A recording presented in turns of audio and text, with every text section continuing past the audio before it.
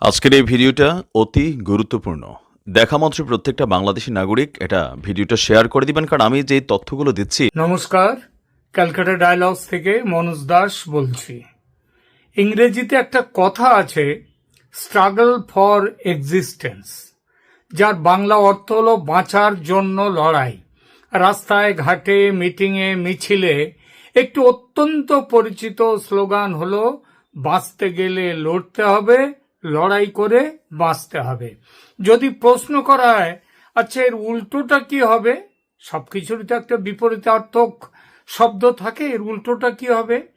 তাহলে বলা যেতে পারে স্ট্রাগল ফর নন এক্সিস্টেন্স, বা মরার জন্য লড়াই, কিংবা স্লোগানের ভাষায় বলতে গেলে মরতে গেলে লড়তে হবে, লড়াই করে মরতে হবে, তাই না?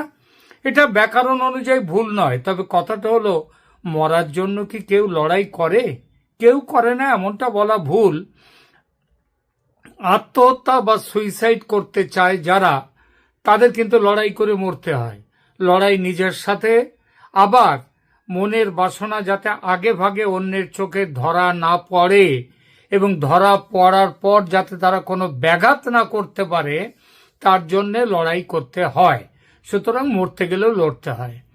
কথাটা মনে পড়ল বাংলাদেশের বর্তমান শাসক ডক্টর মোহাম্মদ ইউনূসের সরকার চালানোর ধরন ধারণ দেখে। এরা যেন পণ করেছে দেশটাকে না মেরে, দেশের 12টা না বাজিয়ে এরা থামবে না। তবে তাদের কাজের একটা যুক্তি না হয় খুঁজে পাওয়া যায়। রাজনীতিতে আত্মঘাতী রাজনীতি বলে এক ধরনের রাজনীতির তার নাম আছে। আত্মঘাতী রাজনীতিতে সিদ্ধান্ত নেওয়া হয় জুয়া খেলার মতো, ঠিকঠাক খেললে এলো, না হলে গেল। সেই আত্মঘাতী রাজনীতির খেলায় ইউনূস সরকার যে নেমেছে, এটা পুরনো কথা।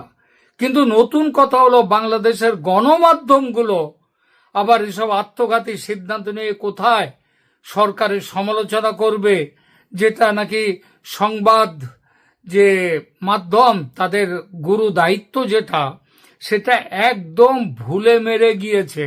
তারা কোথায় সরকারের সমালোচনা করবে তা নয়, উল্টে সরকারের পক্ষ সমর্থন করতে গিয়ে এমন সব উদ্ভট তথ্য আমদানি করছে যে সেসব পড়লে হাসি তো আসেই, সেই সঙ্গে করুণা হয় এই সব ঢাকার স্তাবক সংবাদ মাধ্যমগুলোর প্রয়াস দেখে।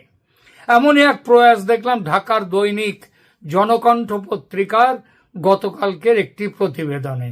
একটু পড়ে শোনাই, তাহলে বুঝবেন, তাহলে দেখুন আপনারাও হাসবেন কিনা। খবরের শিরোনাম,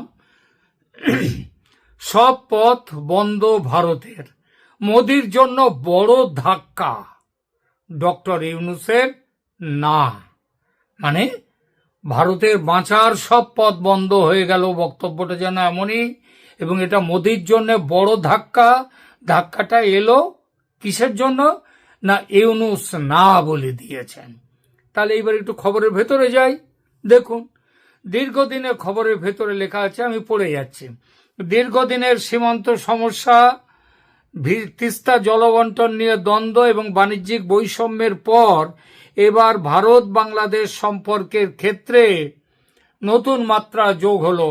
ডক্টর মোহাম্মদ ইউনূসের নেতৃত্বাধীন অন্তর্বর্তী সরকার ভারতের সঙ্গে অন্তত 3টি স্থলবন্দর পুরোপুরি বন্ধ করার সিদ্ধান্ত নিয়েছে। এছাড়া একটি স্থলবন্দর সাময়িকভাবে স্থগিত রাখা হয়েছে। এতে তারপরে কি আসছে? তারপরে লেখা, নীলফামারীর চিলাহাটি, চুয়াডাঙ্গার দৌলতগঞ্জ এবং রাঙামাটির তেগামুখ স্থলবন্দর সম্পূর্ণ বন্ধ, আর হবিগঞ্জের বালা স্থলবন্দর সাময়িক স্থগিত রাখার সিদ্ধান্ত। প্রধান উপদেষ্টা ডক্টর ইউনূসের সভাপতিত্বে 28শে আগস্ট অনুষ্ঠিত উপদেষ্টা পরিষদের বৈঠকে এই সিদ্ধান্ত অনুমোদিত হয়। এর ফলে ভারতের কি ক্ষতি হবে? সেটা হচ্ছে, এই পত্রিকার বোধহয় বিশেষজ্ঞ যারা আছেন, কিংবা বাংলাদেশের অন্যান্য বিশেষজ্ঞরা যাদেরকে এরা যোগাযোগ করেছেন, তারা মনে করছেন, খবরে বলছে, ওদের কথাটাই পড়ি, বিশ্লেষকরা মনে করছেন এই সিদ্ধান্ত নিছক প্রশাসনিক খরচ কমানোর কারণে নয়, বরং এটি একটি স্পষ্ট কূটনৈতিক বার্তা। ভারতের উত্তর পূর্বাঞ্চল, বিশেষত মিজোরাম ও ত্রিপুরার জন্য এই বন্দরগুলো গুরুত্বপূর্ণ রুট। এখন বিকল্প রুট খুঁজতে গিয়ে ভারতের সময় ও খরচ অনেক বেড়ে যাবে।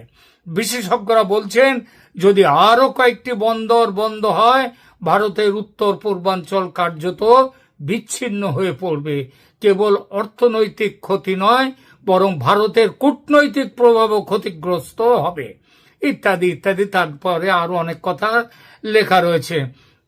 শেষে বলা হচ্ছে, বিশ্লেষকরা মনে করছেন মোদির জন্য এটি বড় ধাক্কা। ঘরোয়া রাজনৈতিক চাপের মধ্যেই প্রতিবেশী বাংলাদেশকে হাতছাড়া হওয়া ভারতের জন্য এক বড় কূটনৈতিক ব্যর্থতা হিসেবে ধরা যেতে পারে। মানে এর মধ্যে মোদির বিরাট ক্ষতি হচ্ছে এবং ভারতের ভেতরে যে রাজনৈতিক চাপের মধ্যে পড়েছে মোদি, তাতে এই বন্দরগুলো বন্ধ করাতে মোদির পক্ষে বড় ধাক্কা হলো। হ্যাঁ, এইটাই হচ্ছে খবর। এখন এই খবরটা পড়ার পরে আমার মনে হচ্ছিল সে হাতির মানে জলে নেমে স্নান করার কথা। হাতি জলে নেমেছে, নেমে স্নান করছে। একটা ব্যাঙরা তো কুয়োর মধ্যে থাকে, এটা তো কোনো কথা নয়। ওরা ওই পুকুর ঘাটে ইত্যাদি জায়গায় থাকে, সেখানে থেকেই বলে যে আমরাই হচ্ছে রাজা, আমরাই হচ্ছে আমার এলাকা। তা সেখানটায় হাতি নেমেছে দেখে ব্যাঙ করলো কি, হাতির গায়ে একটা পায়ে লাথি মারলো। লাথি মারলে হাতিটা তখন আর কি করবে, হাতিটা তখন জল আনন্দ করে করছে, হাত পা নাড়ছে।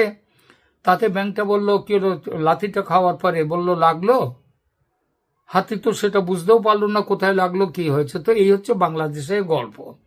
তারা স্থল বন্দরগুলো নাকি বন্ধ করার ফলে ভারত নাকি একবার ভয়ঙ্কর রকমের চাপে পড়েছে, এইটাই হচ্ছে তাদের বক্তব্য। তো এই ব্যাপারে দেখুন, একটুখানি আমরা খুঁজি যে বন্দর বন্ধ করা নিয়ে বাংলাদেশের সাথে ভারতের যে ব্যাপারগুলো ঘটেছে এবং আরো ঘটবে সামনে, সেগুলোতে কার কি ক্ষতি একটুখানি ছোট্ট করে দেখি। দেখুন, 2025 সালের মে মাসে ভারত বাংলাদেশের সাথে সমস্ত স্থল বন্দরের মাধ্যমে তৈরি পোশাক আমদানি সম্পূর্ণ বন্ধ করে দেয় এবং উত্তর পূর্বাঞ্চলীয় রাজ্যগুলির মাধ্যমে বিভিন্ন পণ্যের আমদানিতে বিধিনিষেধ দেয়। কে দেয়? ভারত দেয়। এর প্রত্যুত্তরে এই আগস্ট 2025 সালে, মানে মে মাসে করেছিল ভারত, আর আগস্ট মাসে বাংলাদেশ 3টি স্থল বন্দর, নীলফামারী, চিলাহাটি ও চুয়াডাঙ্গা, তারপর চুয়াডাঙ্গার দৌলতগঞ্জ এবং রাঙামাটির ভেগামুখ বন্দর, এই তেগামুখ বন্দর, এই বন্দরগুলো বন্ধ করার সিদ্ধান্ত নেয়। অর্থাৎ এই বন্দরগুলোতে কতটা কাজ হতো, বাংলাদেশ সরকার এই বন্দরগুলো যে বন্ধ করে দিয়েছে, তার কারণ হিসেবে বাংলাদেশ সরকার বলেছে এখান দিয়ে খুব সামান্য জিনিসপত্র যাওয়া আসা করতো, দেয়া নেয়া হতো। সেই সব দেয়া নেয়া এমন হয়েছে যে ভারত ব্যবস্থা নেয়ার ফলে সেইগুলো চালু করে রাখাটা খুব কষ্টকর হয়ে দাঁড়াচ্ছে। সেই জন্যে ভারতের যে এই বন্দরগুলো, মানে বাংলাদেশের অন্তর্গত এই স্থল বন্দরগুলো, বাংলাদেশ সরকার বলেছে যে তারা এটা বন্ধ করে দেবে, এটা বন্ধ করার অর্ডার দিয়েছে। এই অর্ডারটা বন্ধ করার যে অর্ডারটা হলো, এটাতে বাংলাদেশের এই সংবাদপত্রটি দৈনিক জনকণ্ঠ বলছে এটা ভারতের বিরাট ক্ষতি হলো। মানে তাদের সরকার বলছে যে খরচপত্র, এগুলো বাঁচিয়ে রাখতে গেলে যে খরচপত্র পড়ে, যে খরচ হয়, সেই তুলনায় ওখান থেকে মাল আমদানি ইত্যাদিগুলো খুব কম হয়। সুতরাং এগুলো করার আর কোনো জায়গা নেই। আপনাদের হয়তো বাংলাদেশের অনেকেই জানেন যে পেট্রাপোল বর্ডার আছে, যে ভারতের পেট্রাপোল বনগার কাছে, সেটা হচ্ছে ভারতের সব থেকে বড় যে স্থলবন্দর, যেখান দিয়ে প্রচুর জিনিসপত্র যাওয়া আসা করে। এখন এই যে জায়গাটায়, এই যে বাংলাদেশের সাথে ভারতের দেয়া নেয়া জিনিসপত্র মানে আমদানি রপ্তানিটা প্রায় বন্ধ, এখন প্রায় বন্ধ। স্থলবন্দর দিয়ে তো বটেই, এটা স্থলবন্দর দিয়ে এগুলো বন্ধ হয়ে গেছে।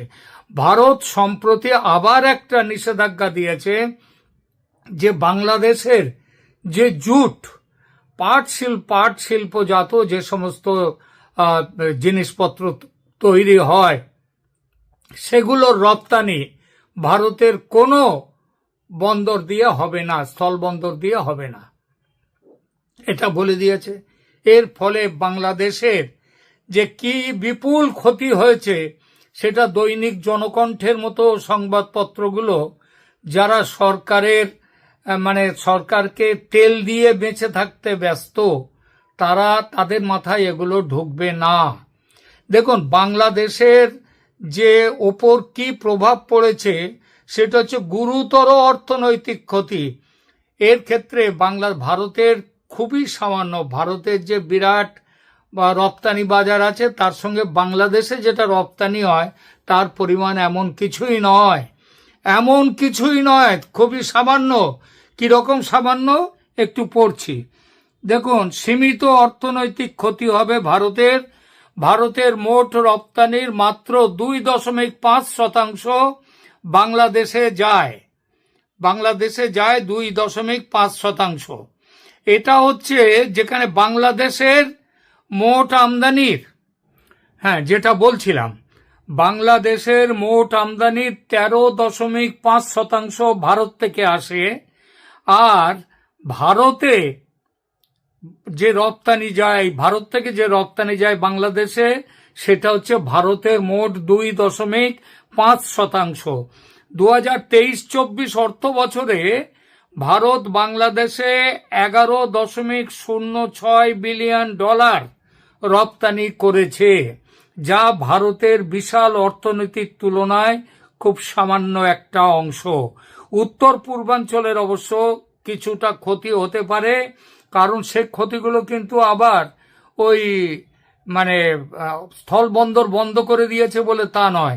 অ্যাকচুয়ালি এই কাজে রাজ্যগুলির এই অঞ্চলে 10,000-এর বেশি ব্যবসায়ী, তারা এই ব্যবসাগুলো চালাতো। সেই তাদের কেবল যাবে, তাদের ব্যবসাটা কেবল যাবে, কিন্তু মালপত্র পাঠাবার ব্যাপারে ভারতের কোনো রকম অসুবিধে হবে না। এইবার এই মানে বাংলাদেশের ক্ষেত্রে পরিস্থিতি এত গুরুতর, কারণ তাদের প্রভাবিত বাণিজ্যর পরিমাণ হবে প্রায় $7 মিলিয়ন, যা বাংলাদেশের ভারতে রপ্তানির 42%। তো এই যে ব্যাপারগুলো, অর্থাৎ এটা মানে বলার কোনো, এই যে পোশাক শিল্প বাংলাদেশের, সেটা আগে পেট্রাপোল বর্ডার দিয়ে চলে আসতো ভারতে, সেখান থেকে আবার ট্রান্সশিপমেন্ট যে ফ্যাসিলিটি ছিল সেই অনুযায়ী বিমানে করে টোরে বিদেশে চলে যেত, এখন আর সেগুলো যাবে না। এর ফলে হচ্ছে কি, বাংলাদেশের এই জিনিসগুলো রপ্তানি করতে গিয়ে অনেক খরচ হবে। তাহলে ক্ষতিটা ভারতের ক্ষতি হচ্ছে এখানে বেশি। আর এই পত্রিকাটি একবার বড় করে বলে দিয়েছে হেডলাইন দিয়ে যে মোদির বিরাট ক্ষতি, ভারতের বিরাট ক্ষতি।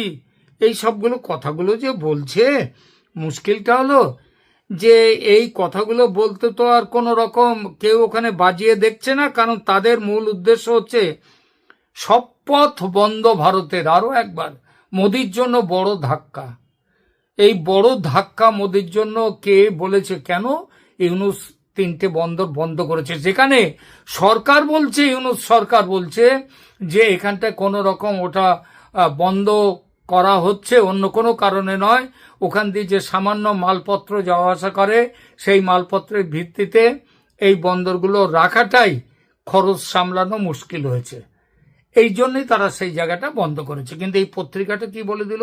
মোদির জন্য বড় ধাক্কা। এইভাবে চলছে বাংলাদেশ চলছে আজকে এই পথে। ওখানকার একই সরকার এই ধরনের ব্যবস্থা নিয়ে, গণবিরোধী ব্যবস্থা নিয়ে জনবিরোধী ব্যবস্থা নিচ্ছে ভারতের সাথে পায়ে পা বাঁধিয়ে ঝগড়া করতে গিয়ে, আর পত্রিকাগুলো তার মানে সুনাম করবার জন্য তার হয়ে প্রশংসার বাণীতে। কেন? কারণ ইউনুসের সুনজরে থাকলে ভালো থাকতে পারবে।